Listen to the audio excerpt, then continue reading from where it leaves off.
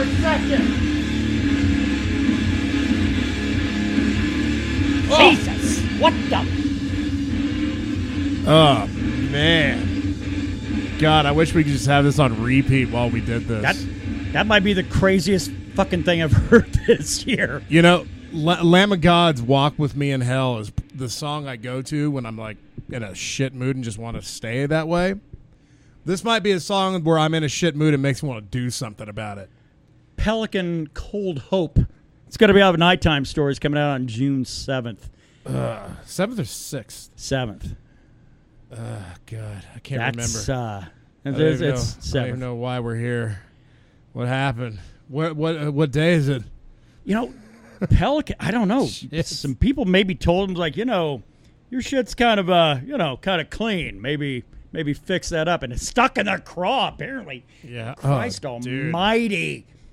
And you know, it's even a bigger bummer because we were talking like, oh, man, wouldn't it be cool if, like, Pelican was opening for Tool on their upcoming tour? Well, I have their upcoming tour dates here, and it's from Michigan to Illinois. That's northern, like, Canada and everything bordering that. Right. And then after that, they go to fucking foreign Fuck lands. off to Europe. Yep, fuck off to Europe where we can't have fun with them either. They'll be around later in the year. I mean, God damn, man. That fucking song, I haven't been to bed yet. oh, I've been up since probably 3 o'clock yesterday. okay. I've had You're chugging on about 27 hours. and I've had a 9 hour work day in the middle. But that fucking brought me back. yeah. That made me ready to fucking do this. You know, God damn it. And I'm going to touch on it a little bit here later, but 2019 might be situated pretty fucking great for new releases for the year. Yeah. We thought we got it really, really deep in 2017, and then 2018 came along, and then 2019. It's like the Sears Wish Book. Yeah, keeps. It's like Christmas time coming along. Like, ooh, let me see that sweet catalog full of toys and titties.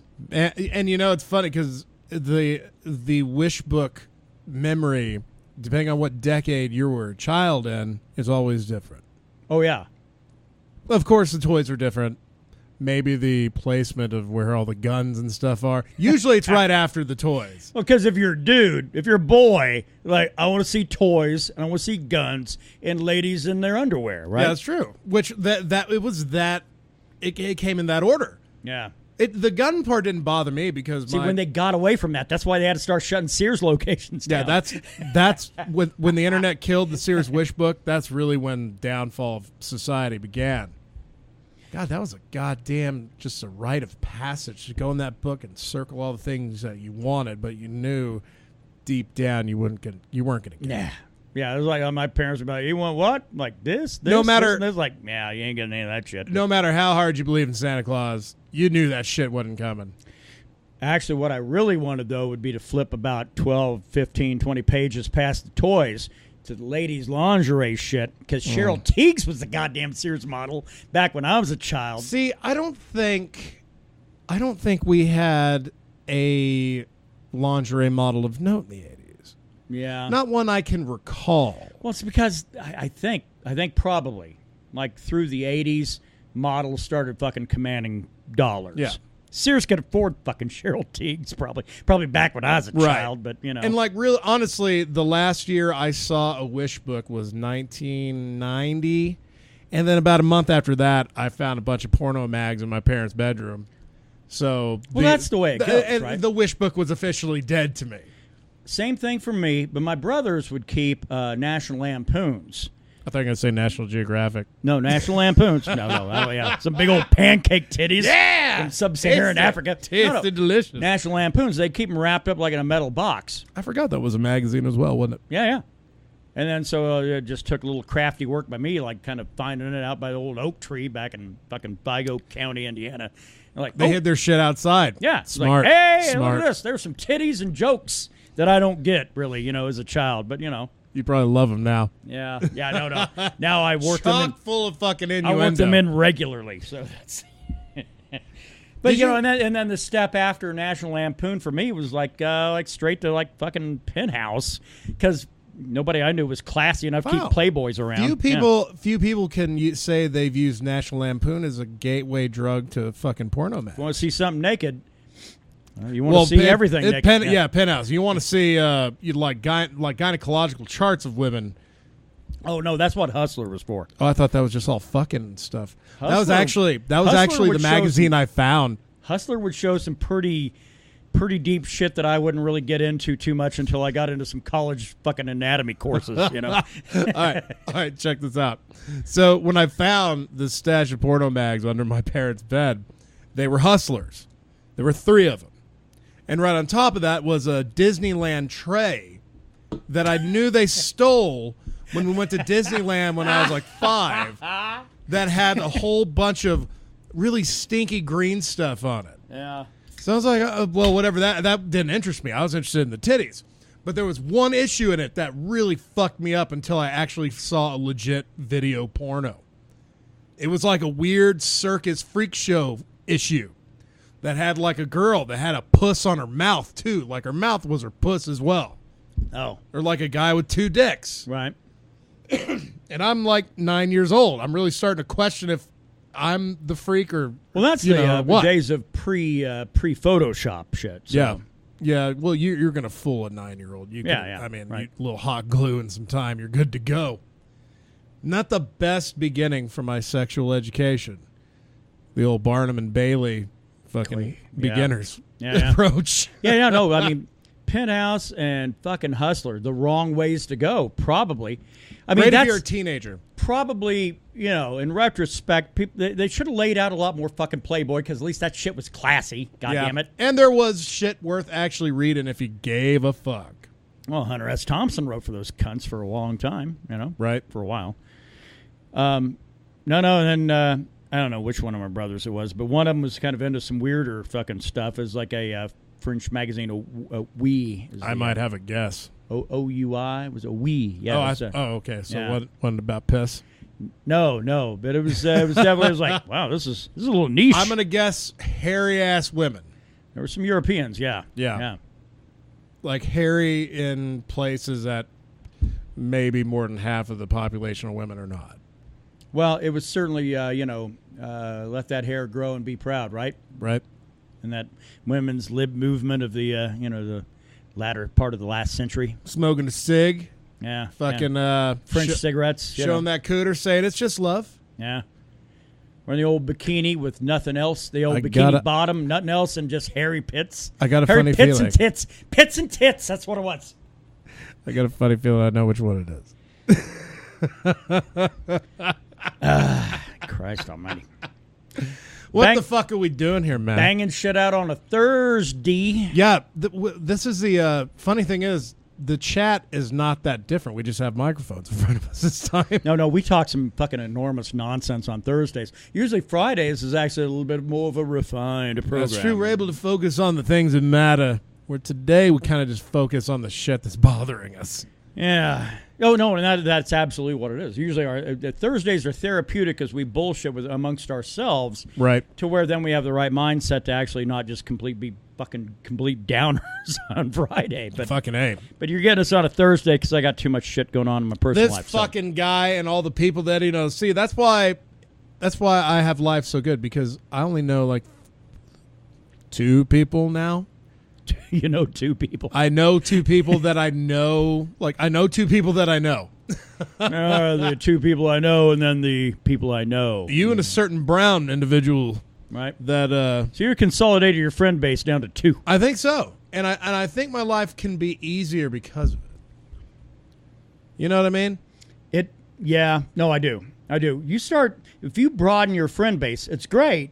But man, be prepared for some motherfuckers to put their fingerprints on your time. Yeah, and but also really entirely waters down your base. Like, you're not able to tell which ones are dicks because you're so spread thin, knowing 20 to 30 fucking people that want an hour or 2 of your time. The average American has a friend base, what they consider to be real friends, a base of 5. So damn, really? 5? Yeah. So you're not far off from that. I'm at 2. Yeah. I'm around 5 and a bunch of cunts that I really don't, I'm friendly. I'm friendly with them. I think I'm at 2. I'm at neutrals, and then I'm at cunts. Yeah. Yeah, I know, but I can't afford to be an asshole. I don't know. It might be friends, cunts, neutrals. Because like if you're in the neutral one, it's like, God, I don't even give you any energy at all. Yeah. What are you to me?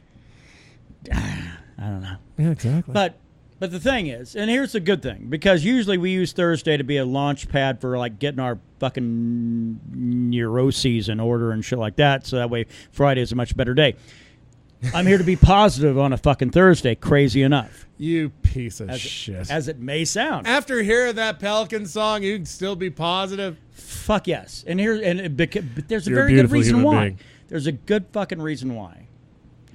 And that reason is because the fact is that, Game of Thrones is over.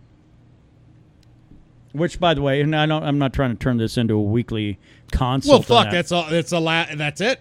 Why not chat about it one last time? Well, and the thing is, before I move along, what were your thoughts? We had the final episode ever, of the main Game of Thrones, because they're going to do the prequel and it's going to fucking nosedive. I think. I don't know. We'll see. Well, we'll cross that bridge when we get to it. I think they've just because they have planned like 3 of them, right? Yeah, and it's down to one now. And they've just barely started.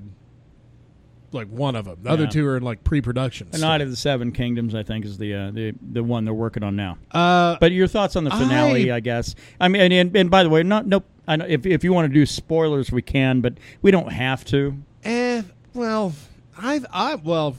it, doesn't matter to me. I was very happy. Yeah. I think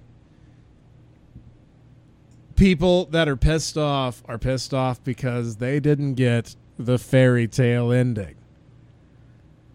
Well, kind of. But then there are people that said, whoa, this ending was way too happy. I don't fucking think so at all. It was... I don't understand why people aren't more happy for the Starks right now. Yeah. The ones that have been gotten shit on since day one. Now, the chief complaint, the only one I can get behind, people said, hey, it's rushed. And they're right. They're not fucking wrong. They're right. It was very rushed, but that's what they had to work with. And you have to look at it. You have to have season 7 when you look at season 8 because they were both planned out at the same time. Right. So you have to take it as a package deal. So was it rushed? Not if you include season 7 as a part of the lore. It is a pile of information and things and characters. Yeah, and dummies story can't arcs handle it. That's a problem. Dummies can't handle it. And a lot of people are like, well, what about this? They didn't talk about this. They didn't do this. People are more worried about recording themselves reacting to the show and being angry about it than they are actually enjoying it and fucking seeing.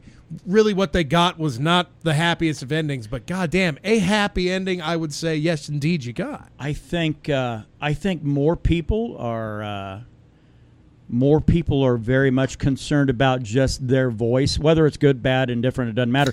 But if you talk shit about something, you tend to get a bigger base of people saying, right on, man, or whatever the case might be. As long as it catches fire, right? Yeah, that's it. I mean, it's far more trendy right now to hate Game of Thrones at this moment. Absolutely. At this moment. When they launch the prequel, you're going to have the same cunts that were bitching about this season and the last one and the one before that. They'll be like, yeah, well, if you ever need any background information, I'm your guy because I've been a fan. And, that's the shit that drives me crazy. Oh, yeah, after this is done, I'm straight up casual Game of Thrones fan now. Yeah, I'm good. The thing is, I was entertained, and I was happy to be entertained. It's been an entertaining, what is it, fucking like 9-10 years or something like that for 8 seasons or whatever. I'm entertained. And what the fuck more can I ask from a TV show than to entertain me? And that's what it fucking did. And I mean, I fucking had the pleasure of watching it twice that night. Yeah. No, but it didn't plan out that way. It just, you have a couple drinks and and people ask what's up, and you're kind of like just hanging out, about to watch Game of Thrones again for some reason, and then they come down and watch it with you. Yeah. So I've had the pleasure of watching it twice, and I feel like everybody that got what they needed got it. Yeah, I mean, now if you want to dig and go, hey, what about this guy? What about that? What about Jojen Reed's fucking sister? Who Who cares? Why do you have to know how that ended? Guess what? No news is good news, motherfucker. And besides that, this is a major television production. It's not a fucking book. There's not a lot of excess shit that one can put out there.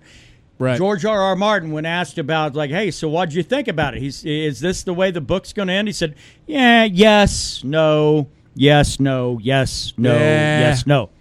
He's like, the book has got about 3,000 pages of manuscript, and you'll find that there are a lot of similarities to the show, but some things will be different.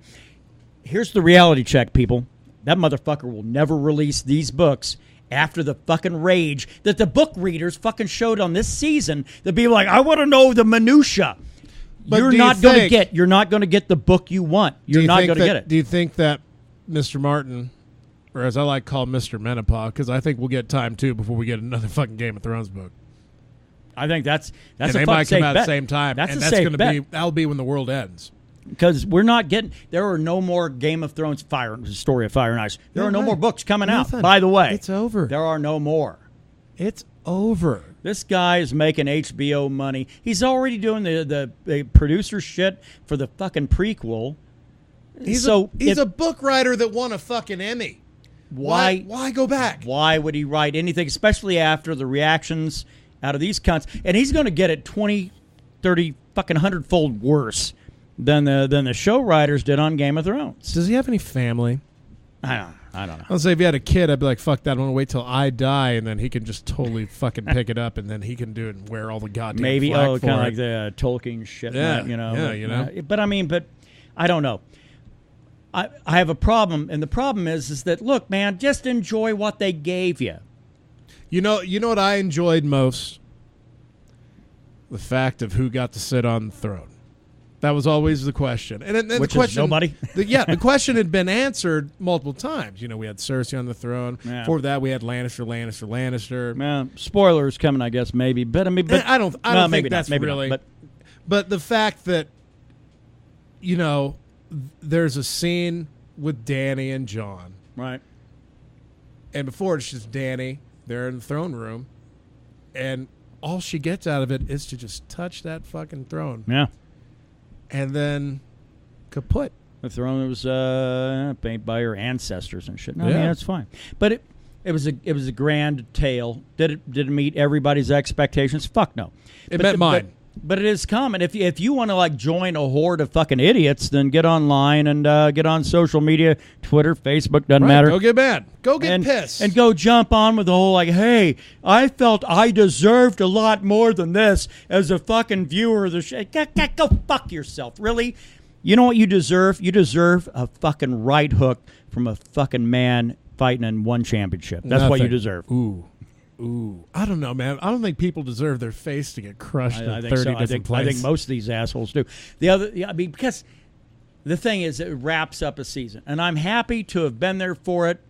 Not from the start. I kind of jumped in. I think season 3. I got halfway through the first season based off a free HBO trial back when I had Dish. Right, but been there ever since. Fucking been entertained ever since. Yeah, it's had my heart broken. Be a little fucking pissed off once in a while, maybe a little aggravated, but guess what? That's all part of entertainment. Yeah. Now, and there are some assholes in Hollywood coming out actually kind of semi in support of this weird petition that HBO should remake the season. Guess what, motherfuckers? Fuck. It's over. Because your shit, the first time that you allow a fan base to fucking change your shit, well, let's fucking examine the fucking show Misery, right? Yeah. The movie Misery. Kathy Bates. James Gunn. That's what we have.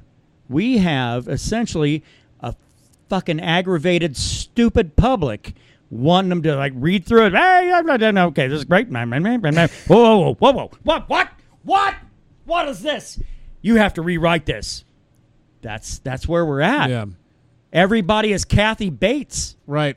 Doing it with not just fucking Game of Thrones, let's be honest. That's carrying over into a lot of shit. Everything. But Game of Thrones is a great example of it. But there's not going to be a result out of this. Even Tormund went on fucking TV saying, I get it. I get everybody's bummed out. I'm bummed out too. I'm in the goddamn show. Imagine how bummed out I am. Right. But it's over. It's over. We ain't coming back. It is done. There ain't going to be no rematch. That's okay. So if you assholes need to keep finding your inner rage by... Go do your little fan fiction shit. Right. Maybe give your boyfriend the night off and jam a crammed up newspaper in your ass or something. I don't know. Whatever you do for your joy. Go find a petition. You put your fucking name on that dotted line, and then you feel like you actually done something. Yes. You got something done. I'm changing the world by my online signature. One online petition at a time.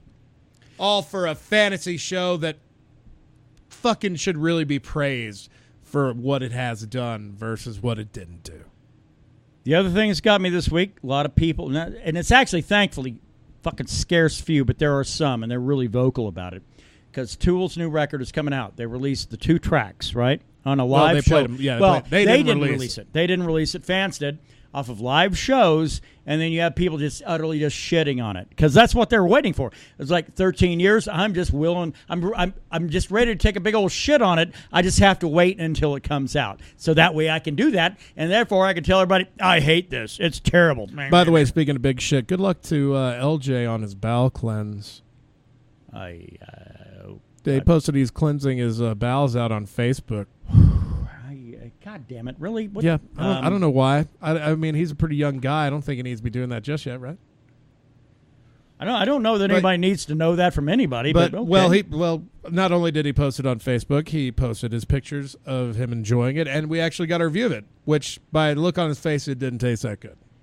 Oh my God! All right, man, I was going to have that guy back. Okay, well, anyway. I mean, he's just cleaning his pooper out. It might just be monthly maintenance. I do it every 3 months. A little milk of magnesia, kick that bitch Go back. down to the car wash, plug in a high fucking pressure washer, square into the fucking starfish. You'd be amazed that you don't even need to do that. You got your own built-in applicator to spray that thing out if you need. But I'm going to get back to what I was talking about, and that's the thing with Tool. So, like, fans have released like concert video of 2 songs. Two of the new songs will be on the fucking new record. Presumably. We don't even know. They might, these shits might very well be like, just to like go, okay, here's some shit we play live, not on the new stuff. But I don't know. I don't know. That's a lot of effort from Tool. Maybe. And let's be honest, Tool don't put in a lot of effort unless they're actually getting work done. Yeah. They put a lot of effort in fucking with people. Yeah. Well, Mater does. But I understand why he does what he does. But some people like just waiting to really just take a big old steamy dump on everything that they've been doing, in the 2 live, the various live concert videos of 2 different songs. I'm actually on the opposite opinion. I'm excited. I'm looking forward to August, 30th, 31st, or whatever? End of August, yeah. When they launch their next album, which has been 13 years since the last one. And it got me to thinking, wait a minute, I'm kind of a dude that's usually into, I'm into doom metal. I'm into, some very fucking, what might be perceived as negative things.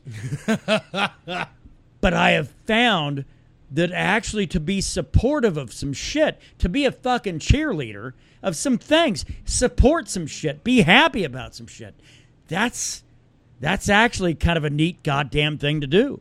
Yeah, it doesn't hurt. I mean, believe me, if I find something wrong with something, I'm going to fucking find it. And it's not that I'm actively looking for it, but I'm looking for it as equally as I am the good shit. So I'm a chaotic neutral. I don't know, man, but I will say this. I've been a lot, my mental psyche, I've been fucking great. Game of Thrones, Oh, no, Game of Thrones, awesome. yeah.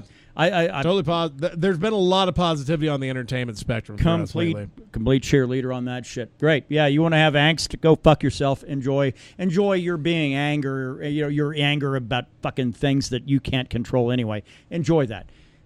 Fuck people like bitching about Tool. Really? They haven't even put out the album and you're already bitching about it.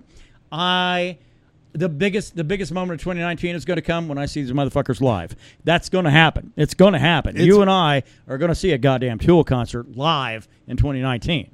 Well, after their initial tour cycle, who the fuck knows when they'll return, or if they'll return at all? There's that. They are a big question mark in the postmortem of an album release. I don't know. I find my rage actually finds its own niche in this society. But the shit that other people bitch about and they want to find their own little place to piss and moan like a bunch of whiny little cunts, you can find it. The low-hanging fruit is to fucking really not like a lot of things. That's the low-hanging fruit. But the fucking real way to change your own goddamn world is to embrace the things and enjoy some shit once in a while, instead of just trying to find a way to piss all over it. I actually have more of a positive outlook in things that I don't have any real direct contact with.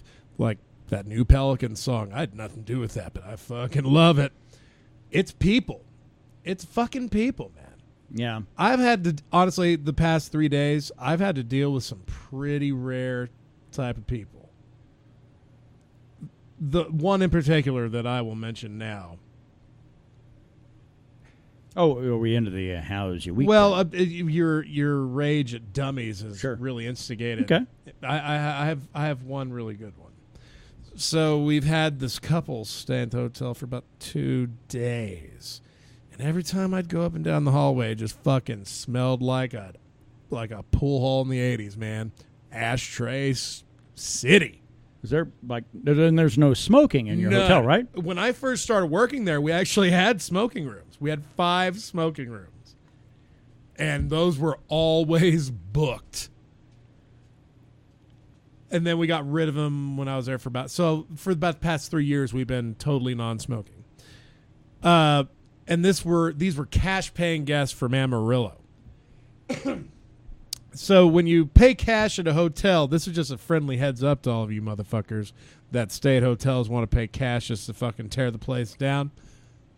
If it's a place of repute, you will be asked to fucking give a deposit. That's what our place does. Right. As long as everybody fucking asks to get it, which I always do. So this woman comes down to check out. And I look, she's like, "Oh, cash paying guest." I'm like, "All right. Did you have a deposit with us?" Even though I already knew she did. I like to go through the whole due process, you know. Well, checklists save your ass in the long run. And when I asked, she looked offended that I asked. Like I should have already known, even though I already did. I was just, due process.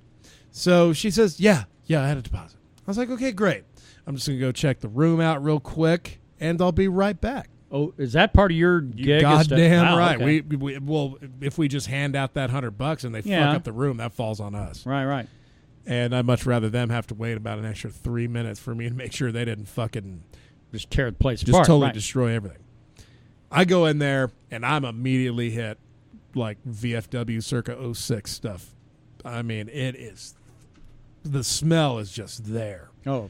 So, but I can't. Cigarette smoke, yeah? Yeah, cigarette smoke is thick. And you're a smoker. Yeah. So if it offends you, then Jesus Christ, man. I mean, in an enclosed space, you got to have a little fucking ventilation, especially if you're going to do it with anybody that's cool that you do it indoors. You got to have a little ventilation. Not, you got to take it the fuck outside. That is just fucking decorum. I mean, smokers are hated enough as it is. We got to kind of know where to draw the line. So I'm digging around to see, like, okay, usually these lazy motherfuckers make an ashtray out of something.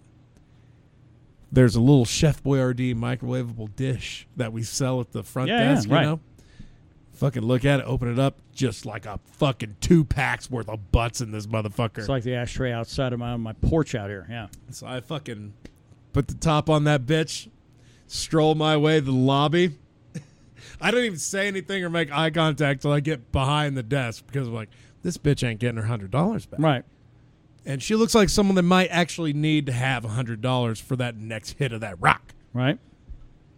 Say, ma'am, my apologies, but you're not going to be getting your money back today. She says, oh, why is that? And I place the cheese ravioli microwavable tin in front of her with the cigarette butts and said, I found that in your trash. Oh, no, motherfucker, you put that there. Well, I have like fucking a family of 4. Wow. Down there just kind of having a breakfast. Classy joint. Yeah. Having a nice time. So I immediately was like, okay, this is going to go one of 2 ways. I'm either just going to give her a receipt and say, look, you got to get out of here. Have a great day. Don't come back. You're done. Or I'm going to have to like call 5-0. This fucking bitch threatened to cut me. Really? If I would live in Amarillo. If you were living in Amarillo, she would have cut you. She said, if you were from my city, I'd cut you. Okay. Sounds like a real classy. I'm assuming that this is kind of getting in the way of their time of making it over to our Roosevelt County Museum. This was like right? some 85-pound fucking crack whore, white trash bitch. And all I did was just pick up the phone. Never broke eye contact with her because it's easy to keep eye contact with drug addicts. You know? Yeah. It's really easy because you can't fucking keep your eyes off of them. So I'm just locking eye contact, fucking picking up that phone because I know the numbers for a couple of officers that I know are on duty. Oh yeah, by heart because I fucking called them so much. Right. And I just called it, and I called this particular officer, and I was like, "Hey, officer, I need you to stop by real quick. I need to get a no trespass on somebody." And as soon as I said that bitch was like George Jetson into the sky. I've never been threatened to be cut. So some like 85-pound bitch is just gonna whip out a knife and what? Like a box cutter, maybe.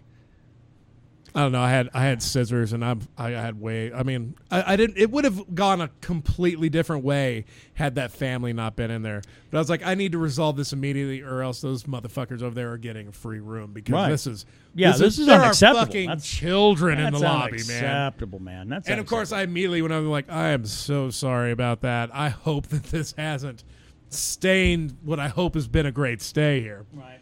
Because I love doing my job, and if I feel like I'm not, I feel like a prick. Yeah. But I also hate people. Oh, man. Mead, Metal, and MMA podcast, where we get together each week, talk about three things that usually kind of blow up our skirts here and there. Yeah. Mead really side, we just got done. A little work done today. Just got done moving over 5 gallons of our batch 1. I think it's going to be a gorgeous batch. I already know it smells right. When we go to pulling batches, because we utilize the what is basically an auto siphon when we move things around. So we have to go through the whole process, sterilize and everything. That thing has been sterilized multiple times. We'll be getting a new one here pretty soon, I believe, because you don't want to continue risking utilizing something that. With alcohol going through plastic, it tends to have a wear-down process. If you move a lot of batches of mead, which we found is probably in the ballpark of about 20 batches or so, it weakens down the product of what we have, but or at least as far as the auto siphon goes. But the product itself, I think, might very well be probably one of the best that we've had in a very long time, at least as far as clarity goes. Now, having said that, that's because I did actually utilize a clarifier. We generally put like a lot of hooves through the system and things like that.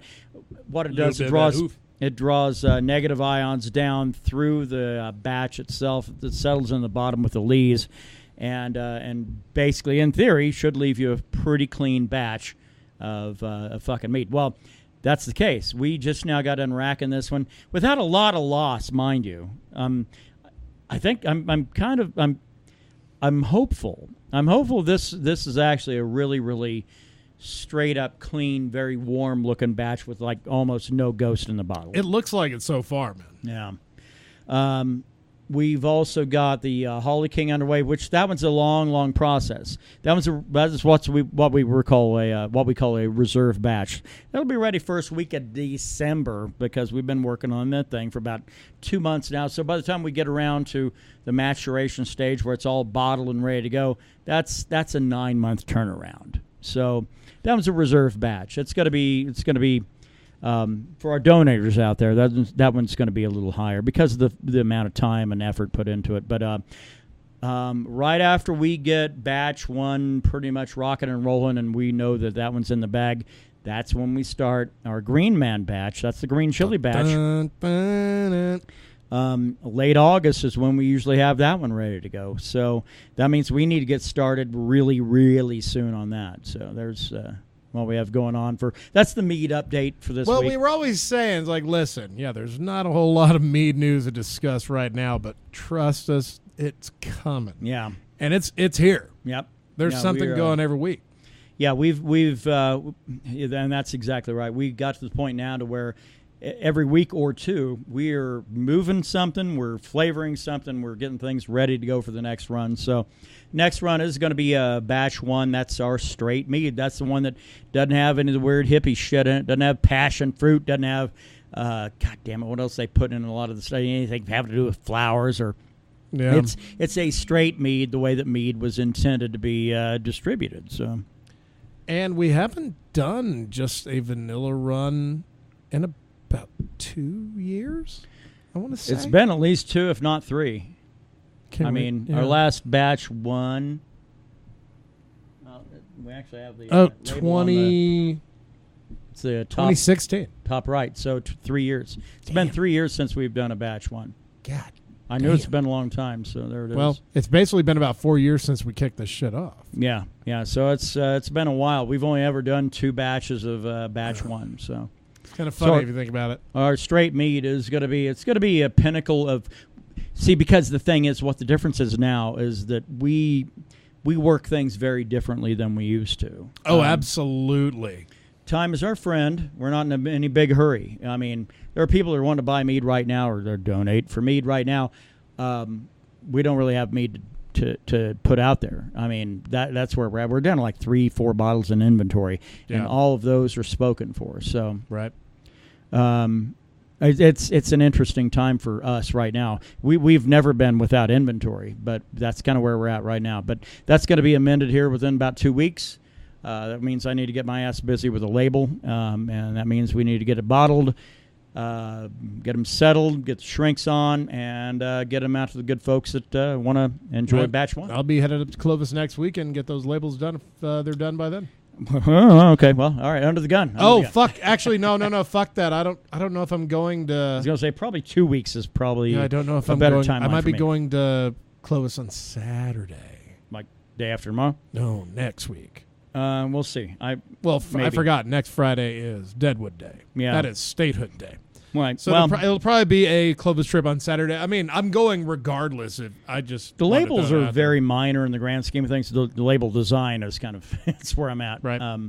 Have to get that one done. I've got to get probably. I'm going to go ahead and get new bottles in. We do have a lot of. I mean, I try to recycle as much as we can, but if I can't do a full batch, I don't use recycles. I don't want to go half and half. So. Right. I'm just going to go ahead and get new bottles in, and we'll go ahead and bottle up batch 1. And it looks lovely so far, by the way. Yeah, no, it smells absolutely right. It's going to be a good batch. So there's that, and then again, the Holly King will be ready by the first week of December, and Green Man, God willing, the creek don't rise. The fucking we'll have that thing ready by before Labor Day. So. And it shall be delicious. I always look forward to the creations. All right. That's the mead side of it. You got any metal update for the week? Opeth announced a new album. Okay. Well, okay. You got anything in the metal update for the week? That shit's clever. I know. Fucking better laugh. God damn it. You better laugh. It's there. It's there. It's like it got caught. It got caught in my throat. I swear to God. Yeah, Opeth is. God damn it, it came out anyway. They're putting out an album called Encauda Venenum. Some weird Latin stuff, I guess. Which I'm not sure what that means. Inside what? Encauda, C-A-U-D-A. C-U-D-A. Okay. C-A-U-D-A. Ah, God damn it. Okay. My Latin skills a little rusty, and by rusty I mean. Yeah, but apparently they're going to be releasing this as 2 albums. One will be in English, and the other is going to be in Swedish. Tracks such as Dignity, Heart and Hand, Next of Kin. I'm not even going to try to say the Swedish ones of these. Funny thing is, Charlatan, it doesn't have a Swedish version, so I guess maybe that means there's not a Swedish version of the word charlatan. That's pretty amazing. So, yeah, if you care, new Opeth coming out this fall via Nuclear Blast. Jerry Cantrell went on an interview on BBC Radio 1 talking about his favorite Alice in Chains songs.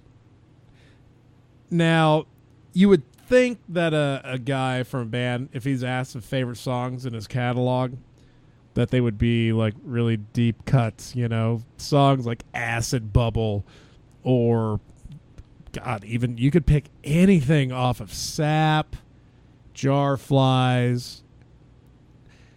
This guy went straight up radio hits, and I kind of applaud him for it because very rarely does a guitarist from his own band, when he's asked what his favorite songs are, I need beer. Very rarely will they say their favorite songs are the songs that your ass is going to hear on the radio more times than not. So some of Jerry Cantrell's favorite songs, Man in the Box, means a lot to him because it was his first big hit. Wow, I'd have thought Rooster would have been like number one for him. But well, Rooster's in there as well. It's not really a ranked list. It's just like some of his favorite songs that the band has done. Yeah, well, because that's not a guy that's going to necessarily fucking observe your 1 through 5s or whatever. Yeah, Check My Brain. They're not really what he likes them because they're hits. He likes them because of what they mean. Like Man in the Box being the first big hit, Rooster being about his dad. Songwriters have a very different take on their own songs than everybody else does. Check My Brain was kind of the first big single with their return. He also mentions Rainier Fog, though, as being one of his favorites. Well, and that's why they put that record out, right? Not the record, the song. Oh. Yeah, the song Rainier Fog off the album. Well, but that's because I guess demonstrates. God damn it! Open the new one and still have half of the old one. Ah, well, they'll both be dead fast. Soon. They'll both be dead soon. But I mean, Rainier Fog is like that's the one that's kind of almost an auto-historical kind of thing on the grunge thing. It's a love song to the area. Yeah, you know, and the music video shows it as well. I think that and the humor that Alice in Chains clearly has. So we're all done with Black Antenna, right? No, actually, they put out a new one today. Oh shit! Okay. For the track Maybe. Okay. And well, yeah. Oh, because they're going to do one for every song. If that's the case, if they're up to Maybe, there's what, 3 2 left. 3 left. You got So Far Under, Never Fade, and All Drone, I Am. Yeah. Or Drone's the last one. Drone was number. Maybe. And Drone was track. No, the last one was Deaf Ears, Blind Eyes. Shit. All right. Not that I listen to this shit fucking incessantly. Constantly. Yes, incontinently. Just pissing everywhere. Just taking a pisses at Malaysia. But I finally figured out that this is the movie. We're not going to get a movie after this. Yeah. The movie is because I was like, shit. Well, what would they have, right? Exactly. And the way that these are filmed where you're not really hearing spoken dialogue, you're just getting to read it. The whole experience is the movie. So I can get online and bitch immediately and then say how we deserve so much more, you know. Yeah. Like, why can't we get an actual movie? You guys, Metallica gave us a movie. We want a movie. We want. I'm outraged. I can't even fake it because it's stupid. Rage? It's stupid. It's stupid. God, let me see if there's anything else here. I mean, and you know me, I'm full of rage on a lot of things, but god damn. Well, when you get it out, well, I don't know. Like you get it out on a Thursday, but you don't actually have it on a Thursday. People fucking piss me off. No, let's not fucking mince words about that. I mean, my rage is usually directed at people that don't know how to drive, people that don't know how to act like fucking humans in fucking public. I mean, that's the shit, but it's the social media thing and then the outrage and fake petitions and all that bullshit. Yeah. I'm good, man. I'm good. I agree. I'm good with people. People can go fuck themselves. I'm good with that. People can go fuck themselves. I'm good with that. Happy fucking birthday to Robert Moog, inventor of the synthesizer. Yes. Yeah. And Rosemary Clooney. And they're still selling basically like, redesigned versions of the same thing.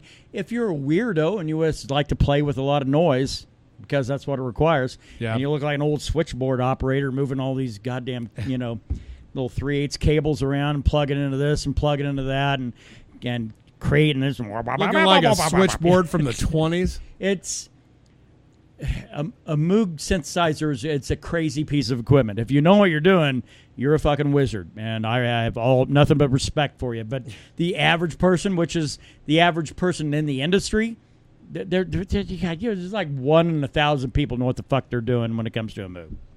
Oh, and happy birthday to Owen Hart for getting falling to his death. The opposite of birthday, right? Yeah. Happy Death Day. Happy Death. Death Clock. Death Clock. He wrote went a song bungee called, jumping without a bungee cord. It's Man, I was actually watching that pay-per-view.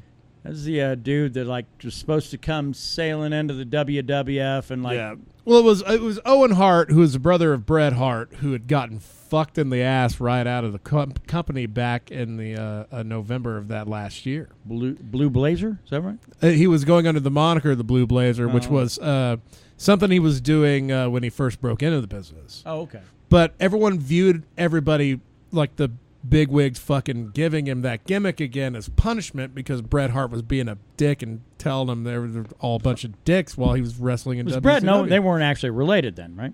Oh, fuck yeah. Oh, really? Blood brothers. Wow. Goddamn. Yeah. If you had the last name Hart, odds are you were related or a part of that family. Jimmy Mouth of the South Hart? Except that guy. I think I don't know if he always had that name or if they gave him that name when he became their manager. That guy was from West Terre Haute, Indiana, so. I think that might be the one exception to the rule is Mouth of the South. God damn, I totally forgot about him. But yeah. And it's supposed to repel fucking the quick release thing, I guess, fucking failed. Yeah. That's why you always have other people do it first. Always. You shared some wisdom with me today. and this was wisdom at like 6:30 in the morning when I was like had a boner in the hopes I was going to go home and get some good rest.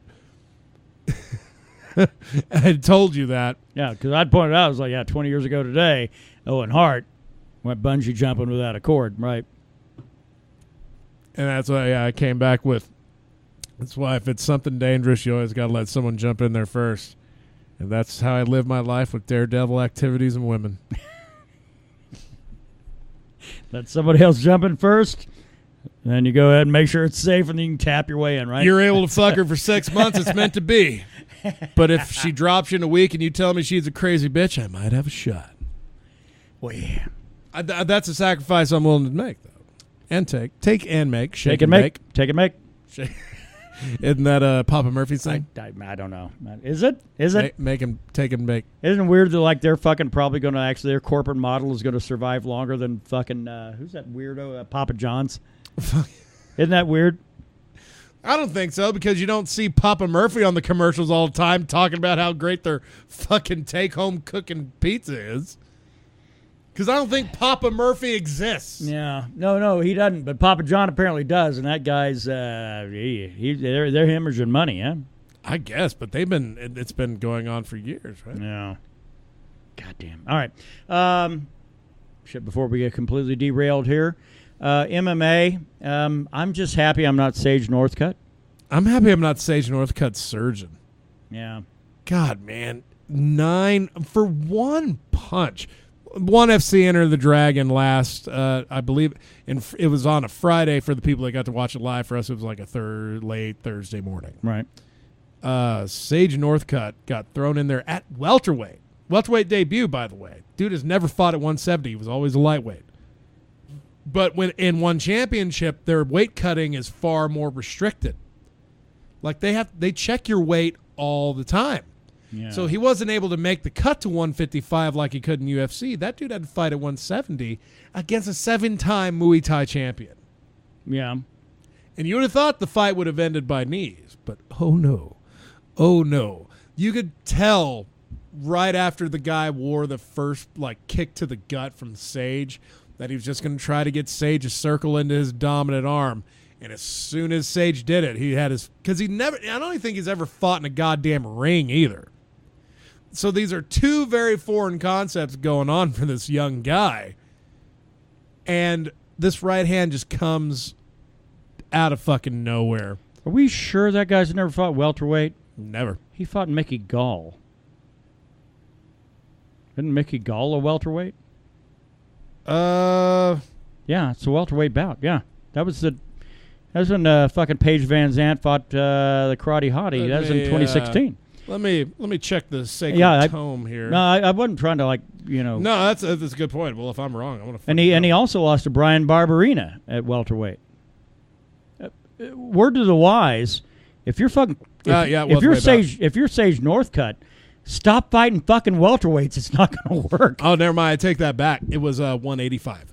Oh, a middleweight. 185. That's great. Well, then you're just asking for. You can't fight 170s. What the fuck makes you think you're going to fight 185s? And it just took that one shot. And it was so bad, we had to get a report the next day from Uriah Faber on TMZ about it. Ugh. One of the worst knockouts. Well, because he's been fighting out of Team Alpha Male, but that's one of the. I mean, that's one of the most destructive knockouts I've seen since MVP caved in Cyborg's fucking dome. Not visibly, fucking, because Sage was able to get up and do the whole thing. But most fighters, we don't usually get the rundown on what their injuries are. This guy put it on his fucking Instagram of what it was. Most fighters know not to tell people that shit because that shit's always then going to be a liability for you.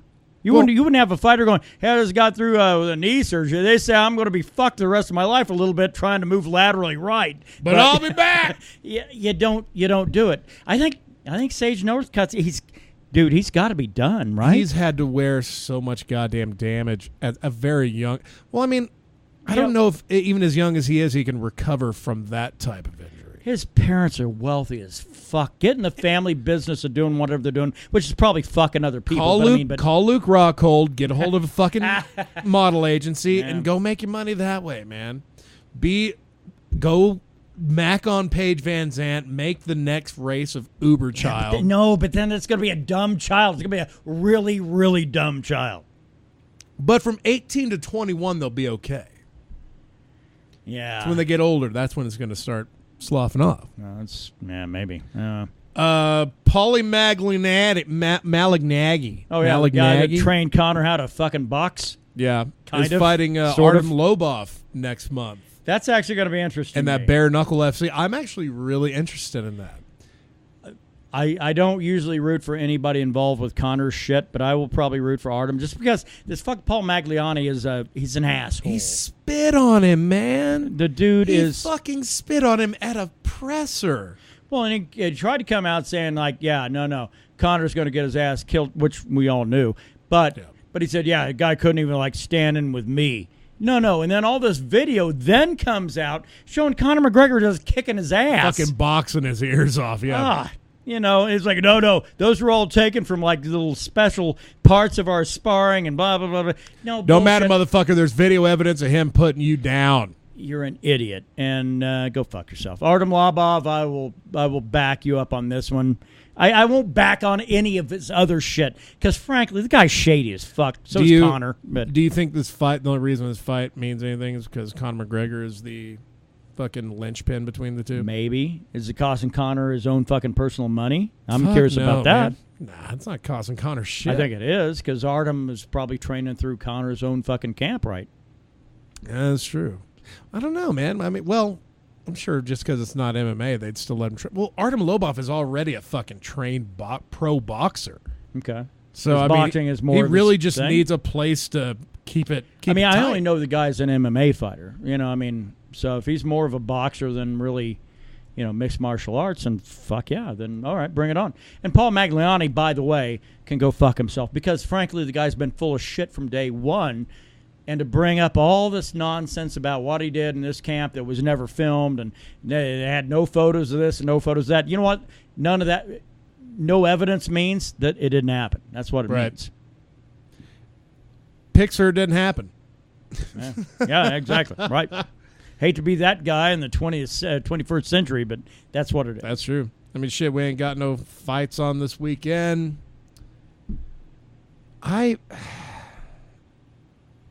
I think the next two UFC pay-per-views are going to really speak volumes for the future of what we're going to be able to enjoy as mixed martial art fans.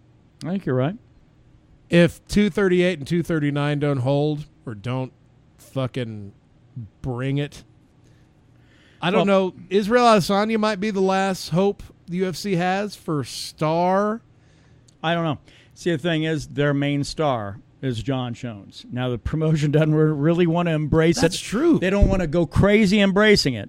But John Jones is going to fight fucking like 3 more times this year, according to his own shit. The problem is, this guy will fight bums. I'm not saying Thiago Santos is a bum, but he's not someone that puts asses in seats either. Right. You're putting it all on John. Because usually, like when John fought Gus, that was a huge one because it was a rematch. There was but they're not doing anything to necessarily promote him. Is the thing. I mean, they know he's their star. They don't want to jump on board with the whole thing of being, because you get a little blood on your hands by saying, yeah, well, the guy's like failed a lot of piss tests and he's done this, he's done that. He's not been a real straight fighter, but goddamn it, he's our guy. You can't really get behind him. Israel Adesanya, the promotion can get behind him because the guy's been very clean in everything he does, talks a reasonable amount of shit. But, man, he'll get buried probably once he gets to the very top of that division. Right. Oh, man. Middleweight is no goddamn joke in the UFC. No, it's not. As long as that goddamn champion could stay healthy, everything would be gravy. Everybody under that champion's fucking killers. That's the most stacked division at the top of any of them. And trust me, lightweight is a crazy goddamn division. So that's saying a lot when I say middleweight is a fucking murderer's row at the top. Middleweight is lightweight without all the drama. Right. Except for the fact that we do have a champ. We can never have a fucking champion that will stick around or stay healthy. Well, he's got to figure out one of the two because the promotion's going to have to address that. I mean, shit, the last time we had an active champion was fucking Michael Bisping. At middleweight, right. Michael and that's fucking saying Bisping. Shit. That's saying something. Bisping gets fucking choked out by GSP, and GSP vacates and retires again. Whitaker gets it in a fucking pretty close one. Whitaker's a stopper. You know, at the top, he's a stopper. Oddly enough, the funny thing is, he doesn't seem Joel Romero. Doesn't seem to have all these fucking crazy injuries on his way up, but suddenly gets to the top, suddenly he's injured all the time. Sound familiar? Tyron Woodley? Sounds very familiar. Sounds very familiar. A lot of these cunts that end up getting very, very injured, and then look, trust me, I say it the most respectful way possible because I know what they do. I know what they do, and it's something I don't do. It's anything I would want to do. But they're cunts. If you fucking can't do your job, and that means if you can't make weight, if you can't make a fight because you're constantly injured, weirdly when you're the champ, but yet you never seem to have injury problems when you're not the champ, you're a cunt. Well, now let's also give Tyron Woodley a little bit of credit. He did pull out the Robbie Lawler fight due to injury. So he'll even do it when he's not the champ. Well, he's apparently the new fucking... He's not a cunt. He's just very prone to injury. He's the Dominic Cruz of the fucking welterweight division, right? I totally forgot about that fucking... I don't know what the injury, I don't know what the injury was, but Woodley had to pull out. Apparently, if you like to run your mouth, you're a perfect candidate for, Well, it's so much easier to sit on your ass and wear a suit than it is to go in there and fight, man. Right? I'm not a fighter, and I know that. That's common sense. What do we got left? Let's move on to picks then. Let's go ahead and wrap things. I think so. We don't have to hit an hour. It's fine. Oh, I'm not worried about it. It's a Thursday. I was technically done about 15 minutes ago. Yeah, anyway, I've been phoning the rest of this shit. I checked out 45 minutes ago. All right. Well, anyway, but by the way, before we move on to picks, just be fucking positive. Find shit you enjoy. Don't fucking try to tear things down. God damn it. Outside of humanity, you can tear humanity down all you want. I don't care. But God, man, fucking, it's a lot.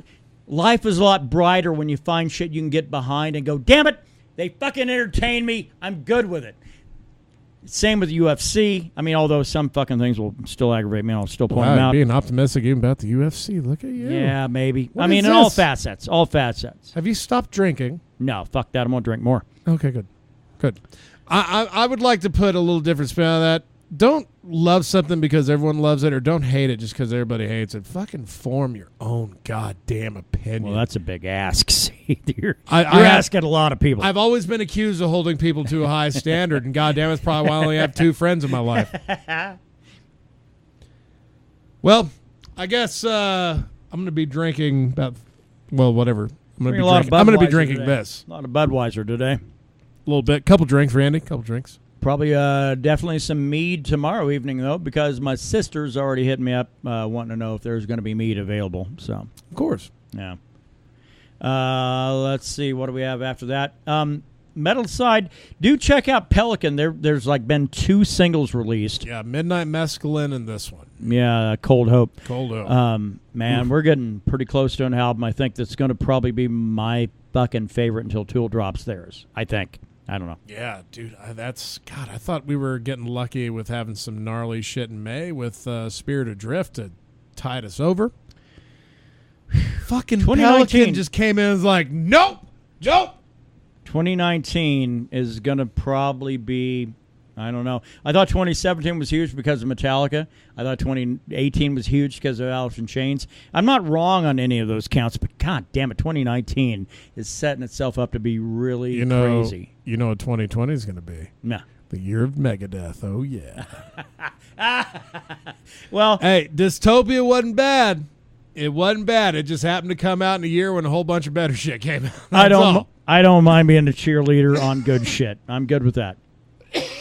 Fucking support the shit that's good. See, talk about Megadeth. I was about to die. And ignore the shit that's bad. You know? All right. That's my take. I don't know. Fights, fuck, I don't know. Is the Bellator got anything going on this weekend or anybody? There's a Dusty Rhodes kids doing a wrestling pay-per-view this Saturday. Golden something or another? All Elite Wrestling. Double or Nothing. Coming out of Vegas. That's WWE shit? No. Oh. New challengers entered the playing field. Damn, all right. Funded by billionaires. Got a TNT TV deal back when WCW, that's where they were at. No. So we might be going back some like awesome competition again. Wrestling might get watchable. Oy. All right. That and I like the Rhodes family. They're all right. All right. Well, let's go ahead and throw back some beers. It's a fucking weeknight. School night. I got to get some shit done. So yeah, not for me. Yeah. But that's why I always hang out alone for about 3 hours after you crash, thinking about life and what it's all about. Normal week next week. We'll see you cunts then, yeah? Pretty normal. Let's go get drunk. All right.